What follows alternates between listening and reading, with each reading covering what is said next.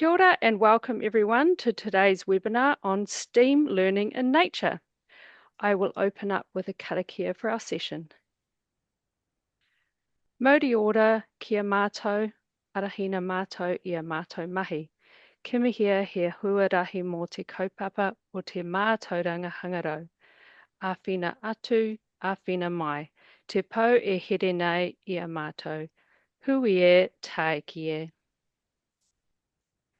I'm excited to introduce Kimberley Sullings, an innovative primary school teacher and STEAM lead based in Tamaki Makaurau. She is passionate about designing real-world nature-based learning experiences that place student voice, curiosity and agency at the centre. Kimberley leads hands-on STEAM projects that connect learning beyond the classroom, including hupara, butterfly gardens and student-led responses to Auckland flooding. In this session, she shares why this approach matters and the powerful shift she sees in engagement, confidence and ownership when learners tackle authentic, meaningful challenges.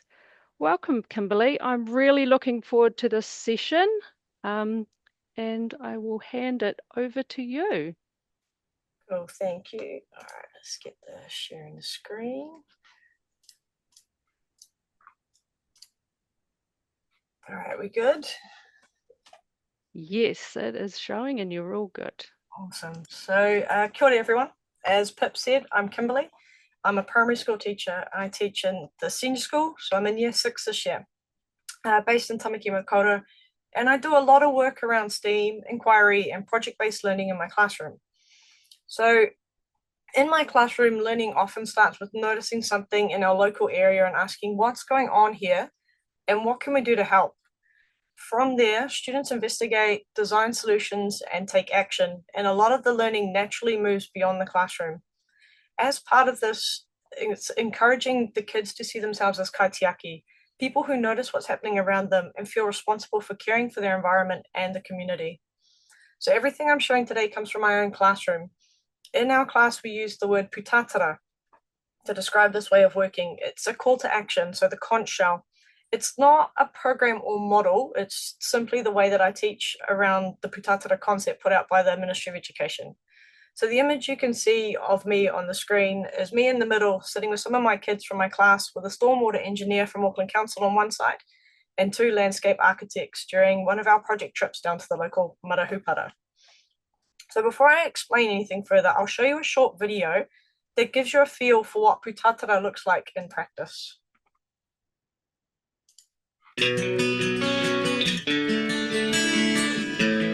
Our project is focusing on the floods that occurred on the 27th of January 2023 that affected a lot of people in Auckland. It was really bad and that our stormwater system just couldn't cope anymore. Originally we looked at the flooding and what happened, which led on to stormwater, and then begin to look at water sensitive design and how that would have stopped flooding disasters in the future.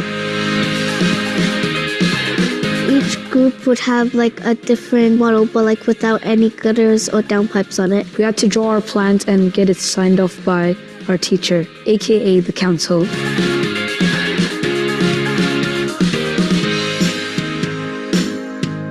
We put rain gardens in the middle of the roads because we need to catch more runoff. And this is a detention pond. It is there for like capturing stormwater to get rid of bits of sediment. We have a rain garden over here. It also slows water down from flooding. And we chose to put the water tank here because there's like a lot of people that can live in apartments. So they can use the green roof to grow vegetables and other kinds of plants. We also have some like vegetation. We extended it out so the animals can have shade. We have tree pits over here so it can take off the runoff water. We also have this person who lost his home during the floods. A lot of the kids got an eye-opening when we went for a walk down to Wesley Primary, and it showed to the kids that the damage from the flood was still affecting people 6 months on. It really woke them up that this is something that could help people in the future. It's given them the opportunity to explore something different that we don't normally do in the primary curriculum, and it's really got a lot of our students engaged in science. The parent interviews that I had, parents coming, we were driving down the road and our son keeps quizzing us on all the stormwater outside. That's pretty cool that it's fed through to the home life as well. As part of this project, my daughter is in the class that was participating. Her interest in science has gone sky high, so it's just increased her confidence. My son's in the class as well. School wasn't always his favourite place, and this year we had him at home sick with the flu, and he was begging to come to school to do the project, which was really cool. I definitely want to become like an engineer for like solving problems. Yeah, I'd love to be an engineer. I like science, but now I like science even more. I just took it to the next level. There are so many things that, even for myself, that I didn't know. I love the whole thing about a rain garden. I actually didn't know on the top of the roof. The pressed roundabout, that was something that was quite cool. I've never heard about it, never seen one before. We can take a lot of their ideas and use that creativity and start to think about what can we add to the current infrastructure. I think this is where it all begins. If the children understand it, chances are they'll be able to help their parents understand it as well. I think these types of projects have so much value in our community. It just gives more exposure to different avenues that they could possibly take when they finish school. It's really great to see that enthusiasm for engineering and science, and I think there's a few budding engineers in the mix going forward. And when the young people really buy into this is what they want to do. Sustainability, environmentalism. The adults, we have to listen to them and say it's their world.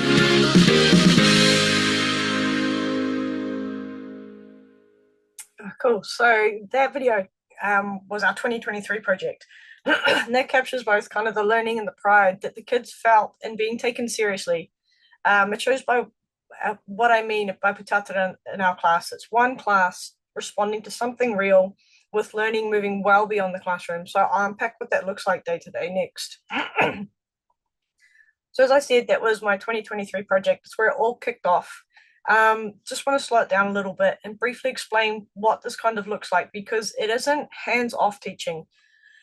I explicitly teach the skills and knowledge first.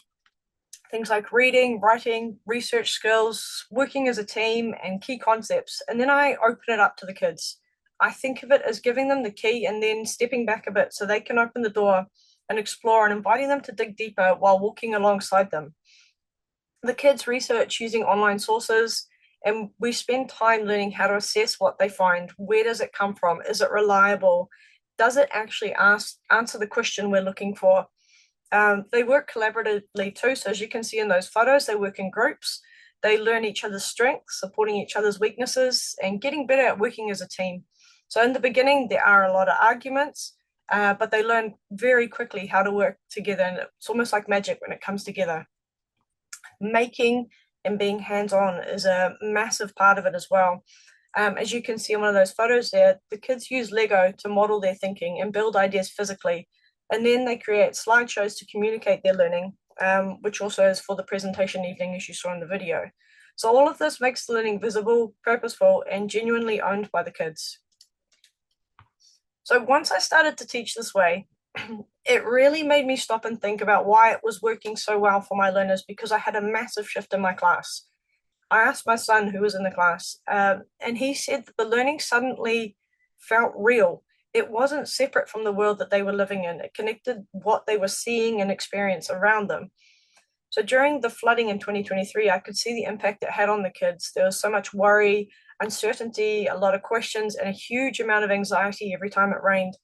So teaching through a real-world experienced context gave them a way to process what was happening, build some resilience around it, and feel like they had a voice going forward.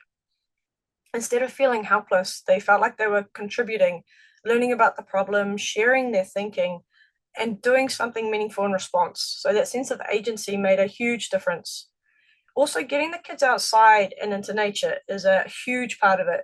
So much of the world today is screen-based, and kids don't get a lot of opportunities to explore, notice, and care for the environment, and just get outside and get dirty. Outdoor learning slows them down. It helps them connect, and it builds responsibility for the world around them. Another really important piece of this is getting experts involved. As you can see in those 3 photos, the kids aren't just learning about issues. They're talking to people working in these spaces, learning the language, asking questions, and shaping their thinking in response. It helps them see that their ideas matter and that they belong in conversations that are usually held by adults.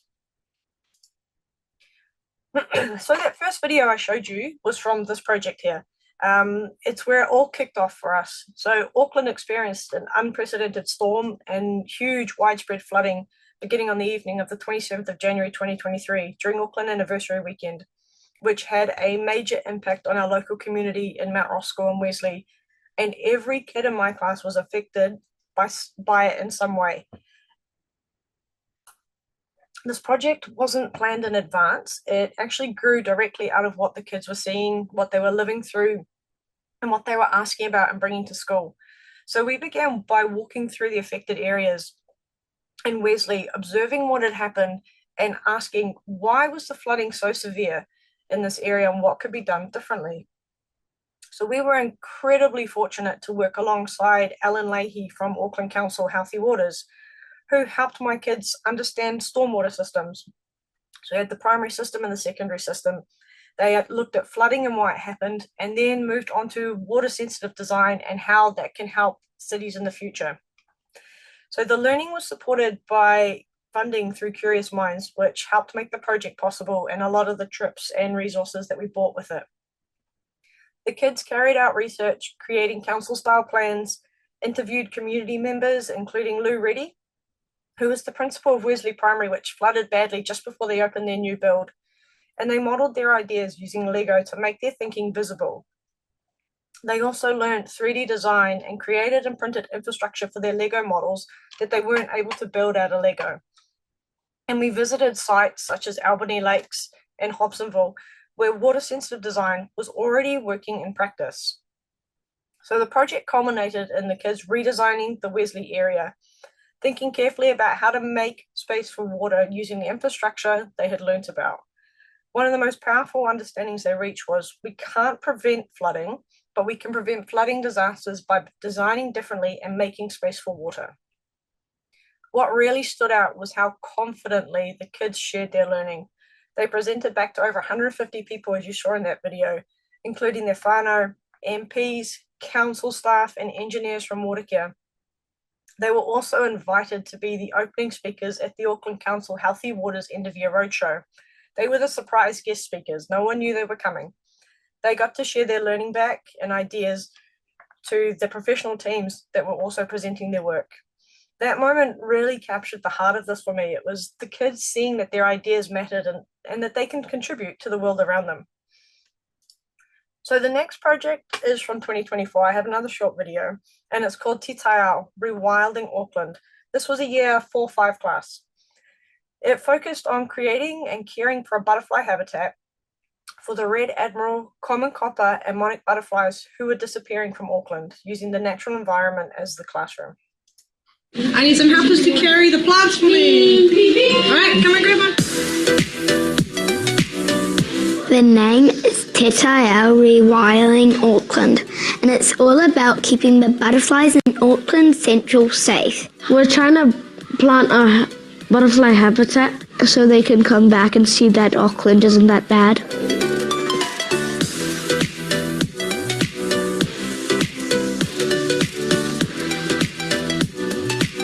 We mostly learned about red admiral, monarch, and common copper.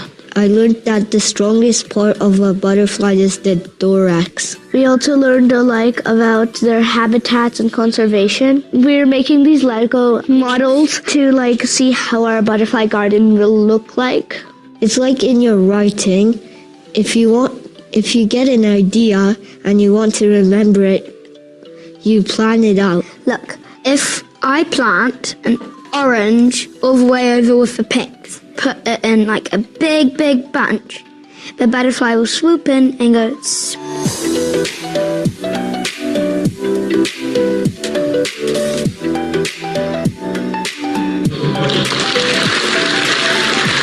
These tamariki have seen how infill housing has taken away habitat, and they know that it's up to them to make the difference.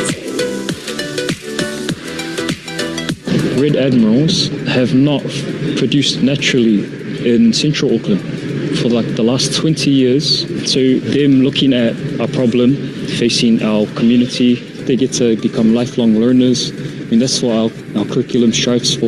It covers all curriculum areas from writing to reading. Maths is involved as well, giving our children a different opportunity to most primary schools. And that's really been seen in our kids' enthusiasm and attendance at school. One massive thing is the confidence in the kids. Anyone that comes into our school, it's come see our project, come look at what we've done this year. It's really, really cool. But we're seeing their love for learning. You can see how much of the knowledge they've learnt, and not only learnt, but understand.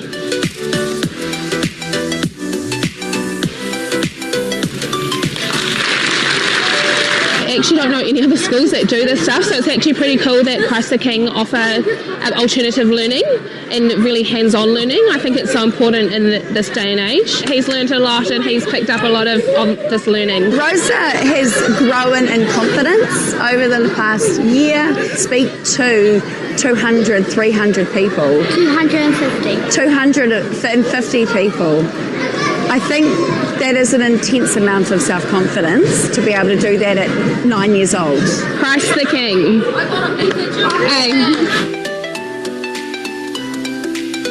When you get the family involved with the kids learning, it helps them to really lock in and engage with it. How it's so cool to see the impact it's had on just the local school and influencing many more family members, whānau. I don't know some stuff either, so I think while people are learning and the kids are learning at school, they're also educating in their households, and then that goes further on too, so I think it's really important. The most interesting part for me was actually just being on the journey with the kids and going down random rabbit holes that they seem to find with their learning, or they come back to school from being at home like, look what I found out, let's look at this, can we present it back to class? Something that they share with family, with community, with society. Otherwise, it doesn't have as much meaning. If my kids listen to it, man, proud of you guys. Honestly, blown away by all the hard work you put in, and got so many people who are proud of you, your parents, your teachers, the community, the experts. You guys are awesome. Keep it up. Keep being inquisitive and keep striving to learn more. Keep asking why.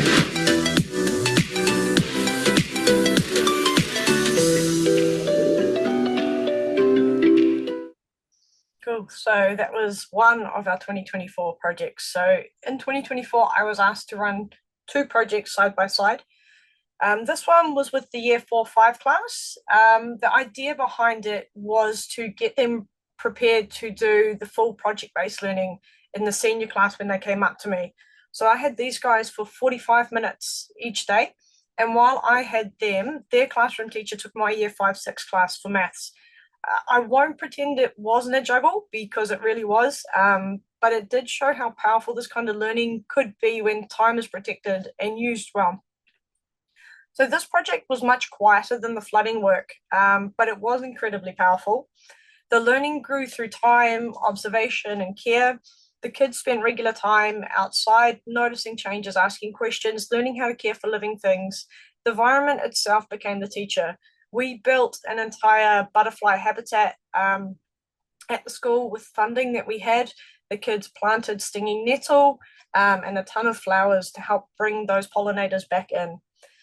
So a lot of learning happened as a whole class for these kids because they were that little bit younger, but it was very intentional. So I explicitly taught them how to skim and scan text, how to find key information, write full sentences that actually answered the questions that were being asked. It was carefully scaffolded so they could be successful. They learned how to take information from websites and rewrite it in their own words so that they could actually understand it, and then in turn explain it clearly to other people. There was a lot of in-depth science learning as well. They went on trips to learn about the butterflies and different habitat needs, and worked alongside experts and learned why butterflies like the monarchs, red admirals, and common coppers were disappearing from Auckland and what could be done about it to help out. So they worked closely with Jackie Knight from the Moth and Butterfly Trust, who was incredible help. As part of the project, the students were also given a butterfly castle, and we raised and released 27 red admirals, and we also raised some yellows as well, releasing them back into our local neighborhood. So that experience really mattered because it wasn't just the learning about the butterflies, it was being responsible for living things and seeing day by day just how their actions could support local biodiversity. And what was really cool is last year we actually had a yellow admiral come back, and how excited those kids were that they had made a difference with their butterfly garden. So what really stood out for me was just how inclusive this learning was. So that was a very diverse class, a lot of kids with some heavy learning needs, and students who didn't always shine in those traditional classroom settings. They found success through the observation, the hands-on work, and contributing in different ways. It reinforced for me how important it is to get kids out into nature, and it showed that meaningful real-world learning doesn't have to start with a crisis like the flooding. It just takes time, commitment, and trust in the process. So I'm going to show you another video. So this is our second project from 2024. So this was with my class, and it brings together their hupara design with landscape architects, native bush restoration, and rewilding Auckland, and also digital storytelling. They worked with Pacific Kids Learning. So as you watch, just notice how much ownership the kids have over both the ideas and the learning.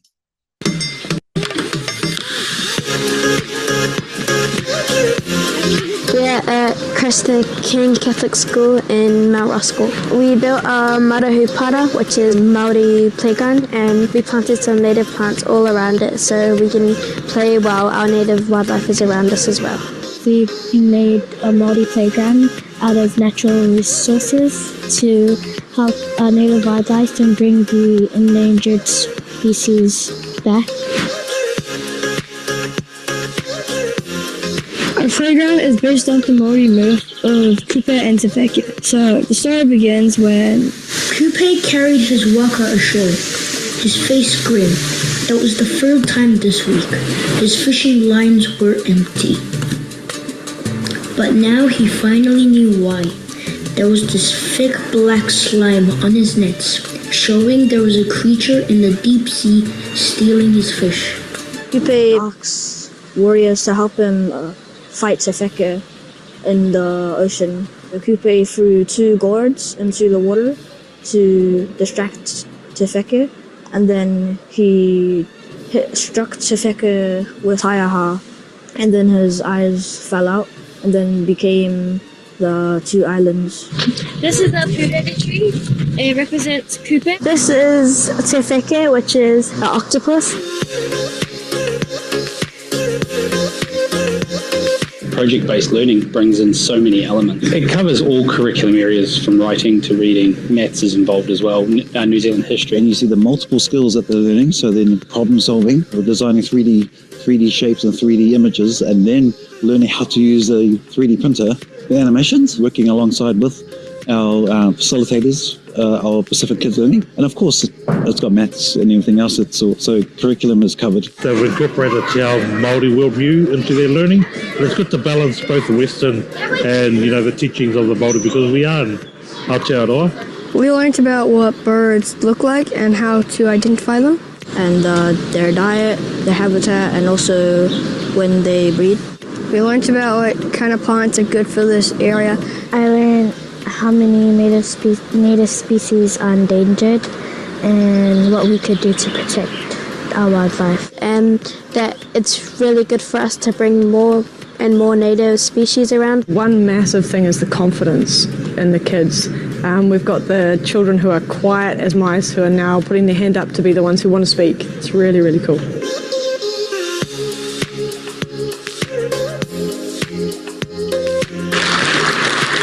Pope Francis had brought in that we need to look after nature. So this is part of our way of doing his work, and our school values of compassion, service, respect and peace and joy all interweave with what we're doing. One important aspect of the project is the kids get a voice.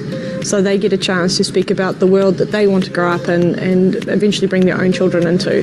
This is important to have a project like this at school so we can encourage more people to start caring for the environment and native species. I think, if you've got the buy-in of the family, that will help keep the environment clean, your home clean. The interest of, the school project has actually come home as well. So we plant vegetables and flowers at home. It's the ripple effect So you have the tamariki in the middle, and then you have their siblings, and then you have their family, and then you have their community, and everybody becomes a part of the bigger picture. Now, if they're doing the hands-on learning, they're getting out there, they're experiencing different things, meeting different people, hearing lots of different information, and it's made it very real for them. I just want to congratulate the school. I think if we can get to our students at a very early age, we're going to have the best part of our New Zealand looked after by great leaders.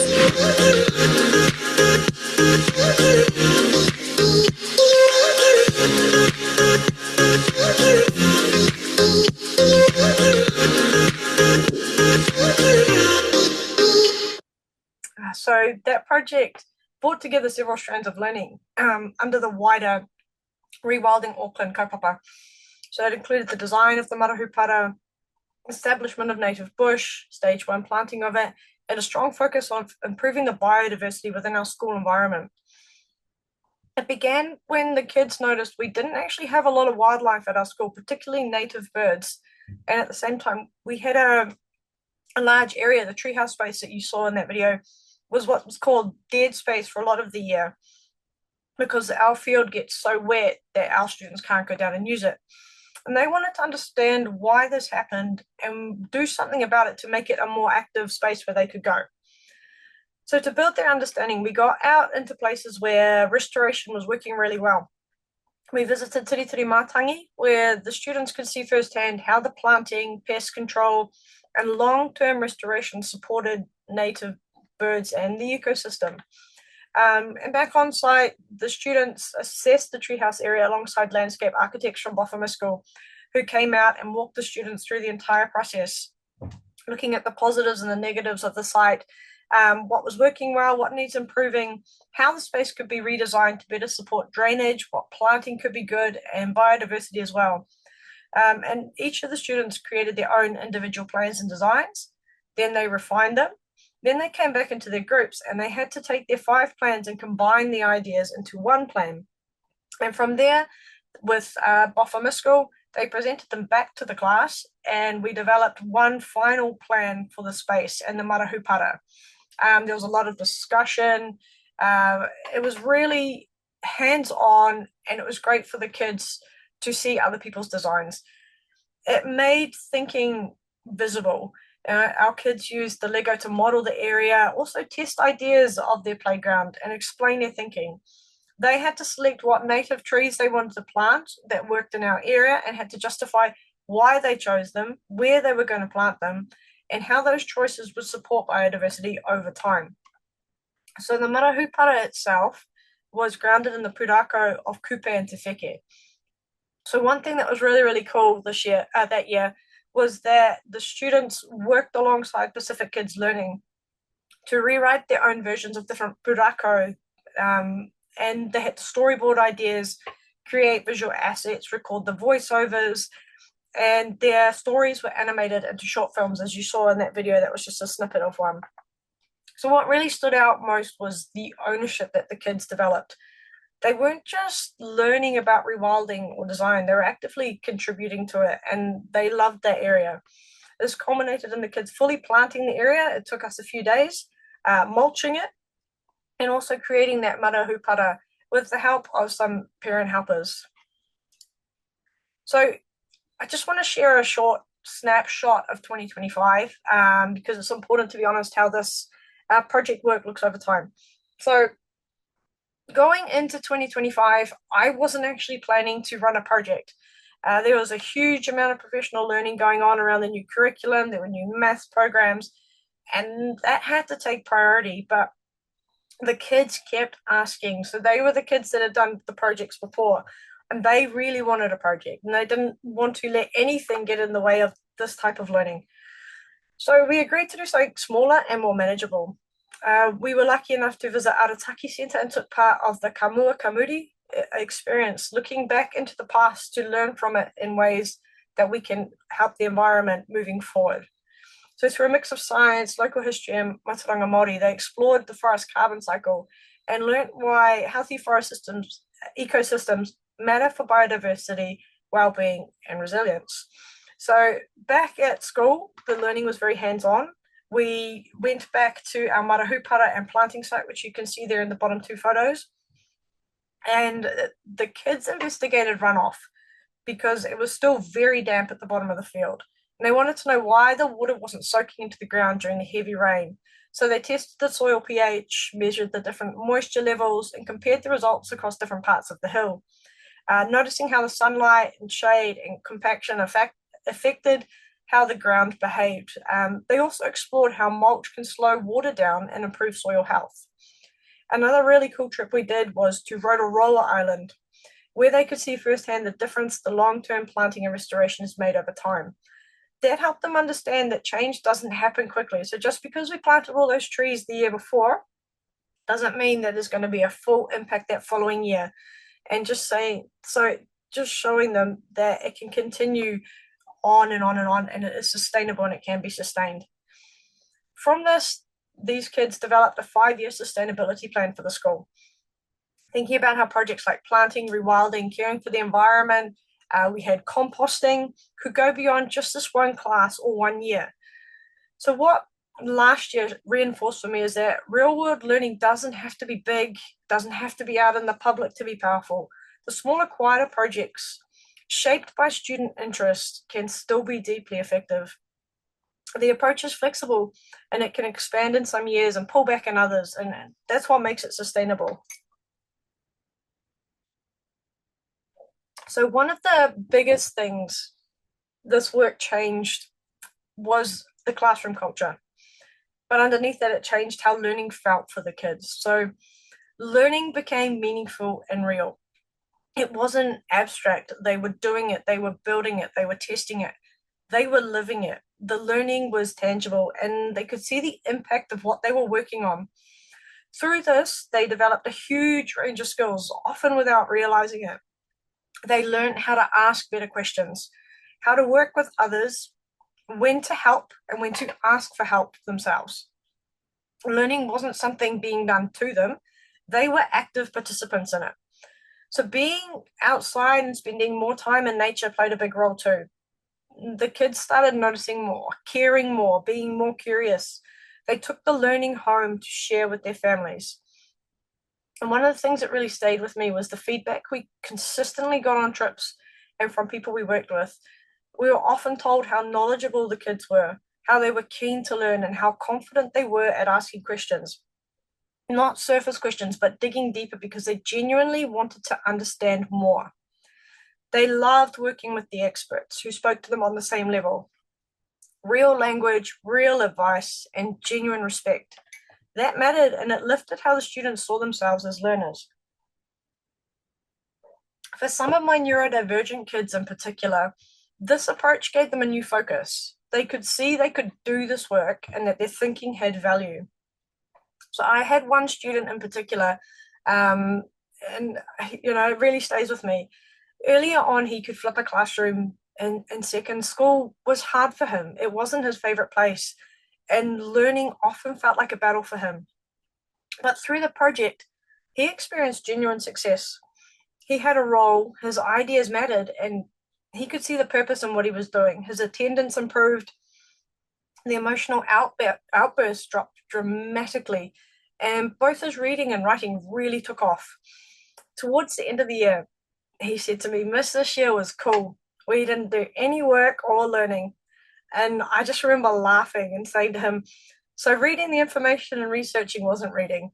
Writing your presentation slides and your scripts wasn't writing, and all the maths and measurement you did for your designs and 3D printing wasn't maths." And he just laughed and he said, "Miss, you heard the learning and the fun." And that moment captured what this approach can do. When learning is real, purposeful, visible, some students finally get the opportunity to succeed, not because the expectations are lowered, but because learning is designed in a way that works for them to be successful. So I just wanted to kind of finish off by talking, I wrote a couple of slides left, about what actually supported this work, because none of it happened on my own, and it definitely wasn't just about funding. So I often do get asked about the grants that I have received previously, and I will be really transparent with it. So in 2023, our stormwater project, we received $20,000 through Curious Minds. And a lot of that money went to trips, to Lego that you can see there, 3D printers, and helping out the kids. In 2024, with the 2 projects, we were incredibly fortunate enough to get another $20,000 from Curious Minds, alongside an additional $20,000 from Auckland Council Resilience Fund. And this was the same thing for both classes. It helped fund the building of the butterfly garden, the animation, the trips, buying more science equipment for the kids, additional Lego. It was huge. It was great. In 2025, when we took a step back, we still received some support from Auckland Council, which enabled us to do the overnight experience at Arataki and have participation in their Kamua Kamuri program. So the funding doesn't replace the teaching, it just makes more of it possible. You know, it covered the 3D printers, the Lego, materials, plants, building supplies, transport and trips, some expert time, and even food for the presentation evenings. But the learning always came first. The funding followed once the purpose was clear. But honestly, the most powerful support came from people, volunteers and experts who were generous with their time and willing to work alongside the kids rather than talk at them. We were incredibly lucky to work with people like Alan Leahy, Jackie Knight, Nikki Elmore and Fraser Dow, as well as landscape architects Dana, Monica and Mark from Boffa School. They didn't dumb anything down for the kids. They treated the students as capable thinkers and challenged them to go deeper.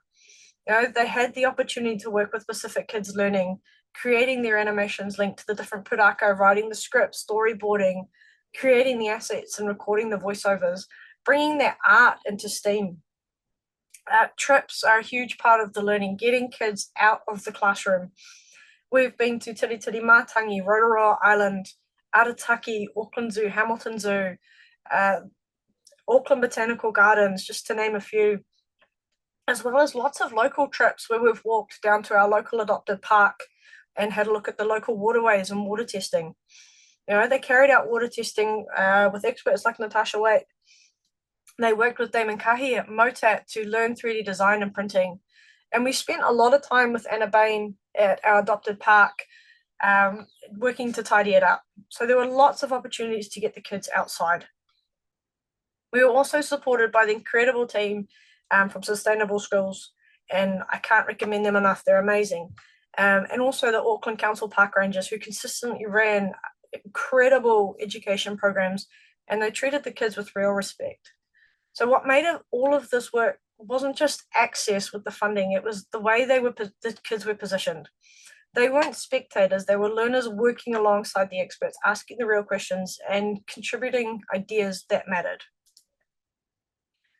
So if you're sitting there watching this and thinking, this looks amazing, but I don't even know where I'd start, I want to leave you with a few simple thoughts.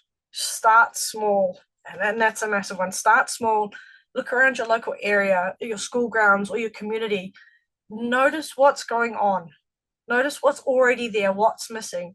Some of the most powerful projects I've shared started with nothing more than curiosity and a good question. Let the learning lead. You don't need a fully formed plan at the start. Some of our best learning was when the kids went off on a complete tangent, and it's meaningful, it's real. And then the resources, the connections, and sometimes the funding tend to follow. Yep, funding absolutely helps, don't get me wrong. It can open a lot of doors, create opportunities, and extend what's possible, but you don't need it to begin. So a lot of this work starts with time, trust, and being willing to say yes to the kids' ideas. There are funding avenues out there when you need them, but they don't have to come first. And most importantly, you don't have to do this alone. There are people and organizations who genuinely want to work alongside schools and students and are often just waiting to be asked. This way of working isn't about being perfect or piling more on, because there's so much going on for us teachers anyway. It's about trust. Trusting your kids to step up, trusting yourself to loosen those reins a little bit, and trusting that starting small can lead to something meaningful. It's also about letting kids be part of conversations they wouldn't normally get access to, like talking with experts, getting involved in real conversations, presenting their work to MPs and the council, and seeing how their learning connects to that wider world. When students work alongside people in STEAM fields, they start to see what's possible. So they can't be what they can't see. And those experiences open up ideas about future pathways they may have never even considered. But yeah, so that's all from me. So thank you so much for having me, and I'm more than happy to answer any questions. Hey, thanks, Kimberley. Incredible presentation. It just blows my mind. I especially love the Mara Hupara project. I don't know, because I love the digital storytelling and those connections with Pūrākau for me. And I know I've shown that particular video to another school who were planning to do a project in the school, a bike track, a cycle track, and then they just went, wait a second, we need to actually connect this with our students and get them involved with the design. And they even had a landscape designer there at the time. And so I think the project's been put on hold to now include the kids, which is super cool. So really appreciate you sharing your stories. I've got a couple of questions for you. One around the Lego. So obviously there's a massive collection of Lego, and like you said, you're lucky enough to have some funding. But I guess if money's tight, have you got any tips on the good stuff of where to start? Like if you were to start collecting it, what would you collect first? My recommendation, and this might be a little bit taboo, but it's AliExpress and Temu. Yep, okay. It's cheap, and that's where the bulk of our collection is from. But it works just as well. It's fantastic, and you can get so much more for your money. Okay. So getting bulk lots as well, quite often they'll come up on Facebook as well. People are getting rid of old collections and just gradually building that collection, sometimes putting it out to the community, and people are willing to donate as well. Yeah, I know I have a heap of my son's Lego and I'm wondering what to do with it, but I think there could be an avenue here. Another question is around, reaching out to experts in the community. I'm guessing you cold called or emailed, you kind of did a bit of research around that, or were they contacts you already had? No, they weren't contacts I already had. So we had the amazing Yin Yang, who worked for Curious Minds, who helped with a lot of contacts for us. So she reached out to places. But some of them were cold calls and sending out emails. Occasionally, you do get a lot of no's, but then there's all of a sudden you'll get that one yes. And it's amazing how many people do want to work with the kids. And once they start working with them, we had Alan, who worked with us in 2023, came back in 2024 to help out with the Mara Hupara as well, just because he loved it so much. Yeah, it's incredible how many people are willing to give up their time. TENS have been working with a whole bunch of engineers in Innovate and Educate series, just short little interviews. And there are so many people that are willing to give up their time for education. So, yeah, I would encourage to just cold call and email and make use of those contacts, right? It's scary, but hey, the more help you get, the easier it is. Yeah, and a no is just a no. It's as simple as that, and you can move on and find there'll always be someone down the line. Yeah, that's right. Okay, well, I think that's about it. I'm going to share my, unless we've got any other questions, no. I'm going to share my screen again. And also, I'm more than happy to help anyone out that would like help on how to run these projects, and you're more than welcome to reach out to me on LinkedIn as well. Oh, fabulous. That's awesome, Kimberley. And actually, what's coming up next? Have you got any ideas brewing? I do. So I've just moved to a new school, so it's all in the pipeline at the moment. But it's going to be great to get these new kids out and about in their school grounds, and we've got an area that we're going to be working on. So watch this space. Yeah, fresh ground, right? Yes. Awesome. If anyone would like to give us some feedback, there is the QR code or the link to give us some feedback on not only the webinar you've just been involved with, but also any future ideas. If you'd like to start a conversation or somehow get in touch with Kimberley, you can go to our ACL space or reach out to us at support@tens.org.nz. And our next Wednesday webinar in February will be with Rebecca Barrett, who has been doing a lot of work in integrating literacy and technology. So that will be very topical. So sign up for that one, that will be coming up. Thank you, Kimberley. We're just going to finish off with a karakia. Kia mātou katoa, kua mutu mātou ia mātou mahi, ia mātou kaupapa hoki arahina mātou, kia kawe mātou ia mātou heipapa, kia whakatapua mātou ki ngā kaupapa me ngā mea e whakapono. Manaki tia mai mātou. Kia ora everyone. Thanks.